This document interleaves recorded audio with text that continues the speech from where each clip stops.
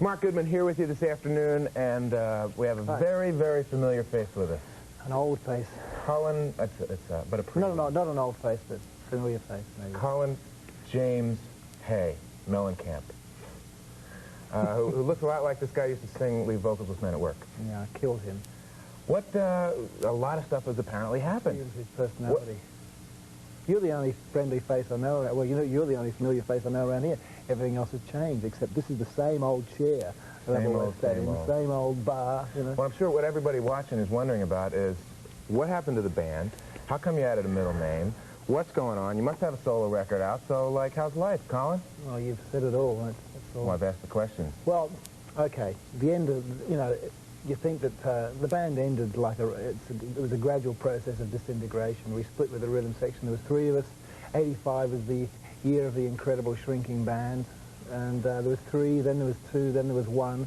And I was trying to figure out a way how I could leave the band also, but there was only me left. So it was a little difficult to leave my body, you know. Actually, Men at Work still exists. There's nobody in the band. Just all these spirits get together in this room and argue, you know. So, and then I had a 6-piece band, and I was the only original member left from Men at Work. It was called Men at Work, and we played places like Puerto Rico and Japan and Australia. We were going to come here, but we only sold 30 tickets, so we couldn't afford the plane fare. So we didn't come back here, and so I kept the rhythm section from that band. A guy called Chad Wackerman used to play with Frank Zappa, and Jeremy Alsop on bass, is an Australian, and myself on guitar, with whom I made this 4th record in London with producer by the name of Robin Miller. How am I doing? Excellent. I think you filled us in really well. Now, probably also a lot of people are wondering, well, what does this new stuff kind of sound like, and better yet, what does it look like? And as it happens, we have Hold Me, which is going to be the first single and video to play. Yeah. And a little bit later on, I want to talk with you about the musicians, because you work with some great musicians on this record, in addition to your old friends, Chad and Jeremy. Friendly pop duo from the 60s. But in this video, there's a couple of things going on. First of all, in the very beginning, there is a sort of a chant that everyone will hear in just a moment, but maybe you can... Well, there are African people who are living in London who Robin Miller's done quite a... The producer has done quite a bit of work with African people. Well, no, he's actually done a lot of work with... produced some African people as well. He's spent some time in Kenya, I believe. But it was an idea that came quite quickly, because I was a bit lukewarm on the song, to be perfectly honest, because it was an old idea for me. And he said, no, this is very good. He said, well, it needs one more thing, you know, and he said, I have these friends, I'll get them in to sing. So they came in quite quickly and said, call up on the phone, and they Does it mean hold me when you're lonely? Well, we said, sing something which is, and there's no literal translation into English, as is often the case with different languages. And I speak very little African, and... but it means feelings of compassion and empathy and warmth. Remember those feelings? Well, I had once in '79 and again last year. I had those, you know, those feelings. Now, in addition, there is also a wild sort of an effect, and everybody once again is going to get a look at this in just a moment. So they don't know what we're talking about yet. But you're singing with this guy. Okay, what it is the guy who directed the film clips, a guy called Pete Cornish, this English guy, and he said to me, okay, there's just you left. You've got to establish yourself again. People have got short memories. Who is that guy? Colin who? Men at Work. Oh, they kind of remember that. Oh, yeah. A guy said to me the other day in New York, he said, hey, I remember you guys when I was a kid. He was only 16. 4 years ago. Totally new music generation. So anyway, he said, you've got to perform this song. So I performed the song. He said, we've got to have something else. And he had this computer head, which was an advertising company programmed this head into a computer. It took, you know, like hours and hours and hours and hours to do. So what it is, it's just a blank head face, which is in a computer, and you can superimpose any, you know, people's features on it in post-production. So there was another guy who looked a bit like me, who played my double. Now he had a blue thing. He had a blue. Probably like a chroma key sort of a thing. Yeah. And he just said that was basically the technical aspect of, you know, these days, if you can hold people's interest for 3 or 4 minutes, you're doing very well. I've managed to hold your attention for a couple of minutes anyway. And America as well, but now they're chomping at the bit. We got to see Hold Me. In fact, do you want this camera seems to be on right here. This one here, I can look at two at once, as you realize. Well, okay, go ahead. Hold Me. If you want to introduce it, this is the first time people will be seeing it. This is my new film clip. My name is Colin James Hay, and this is Hold Me When You're Lonely. That one or this one? This one over here. Oh, that one there. Thank you very much. Watch it now. We'll be back more with Colin.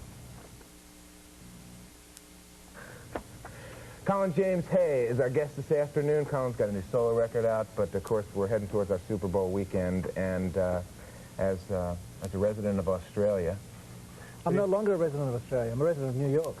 Oh, well, in that case, this is a lot more important, because New York is watching right now. Who do you like in the Super Bowl, Colin? Think about this one. Well, we got 4 in a row, with Bruce Springsteen coming up, included in that, the brand new one. It's all coming up and more with this incredible Giants fan after this word from Mars Bar. I was always keen on Bronco Lane, though. Guest, new record just out. We just saw Hold Me When You're Lonely, the first video, which... What did you reckon? Do you think it's all right? Or? I like it a lot, and we were talking a little bit about those sort of martial arts type of movements that you do. I faked it pretty well, didn't I? Nicely done. Nicely now, bluffed. we touched briefly earlier in the hour, we touched on the new musicians that you're working with. You called in, are they friends? Like, name some of the people who are on this record. And well, it was done primarily with 3 people, nucleus of 3 people, Chad Wackerman, Jeremy Allsop, myself, and the only other 2 key people were Robbie McIntosh, who plays guitar with the Pretenders. He came and played on a couple of tracks, which was one of the most underrated guitar players, I think, around. And Herbie Hancock came in and played piano on Looking for Jack, which was a very thrilling evening for him to come in and play acoustic piano. And I wanted to just create a few little special moments, which I think we did. How did you get hooked up with Robbie? He lives in, well, I called him on the electric telephone and said, would you like to play some guitar? Actually, Robin Miller knows... bit of a story involved, but you know, basically the telephone was the key. Yep. And Herbie, there's something that you would never think. Well, I met him a few years ago. He came to see us play, and I met him, and through the years I've kept a bit of a, you know, loose dialogue happening with Herbie Hancock, and he was, I wanted to have this, there's a great piano part for this song called Looking for Jack, and he was going through Europe at the time, and it was just very fortuitous that we could manage to hook up. And I called him and said, would you play on this track? And he said, yeah, and he came out, and it was worked out. You get nervous when a guy of that stature... Everybody was really nervous. We were sitting around the studio, is that him? The studio, and Bell would go, oh, is that him? No, that's not him. You know, and, but it was, and of course, when he took a couple of hours and came in and played, very terrific, it was terrific, and we just all got drunk after that. Pretty down-to-earth fella. He's terrific. He's a lovely man. Yeah. Now, this is sort of like a whole new life for you, isn't it? Yeah, I've gone through about 4. I'm on my 5th now. Yeah. I've got a few left, I think. You talk a little bit in what I've read about you wanting to reclaim your Scottish roots. Did I? Well, I didn't think that this one of these days I'm going to sort of pick an accent and stick to it. You know, I was born and brought up in Scotland. I moved to Australia when I was 14 years old, lived there for 18 years, and now I'm kind of living in New York. I get a little bit confused sometimes. Well, what is it? Is that a music? Are you talking musically? Are you talking spiritually? Oh, yeah, all that. You know, mainly like a you know, a thing that goes back a lot of centuries. Mainly a spiritual sort of thing, or also just the kinds of sounds that.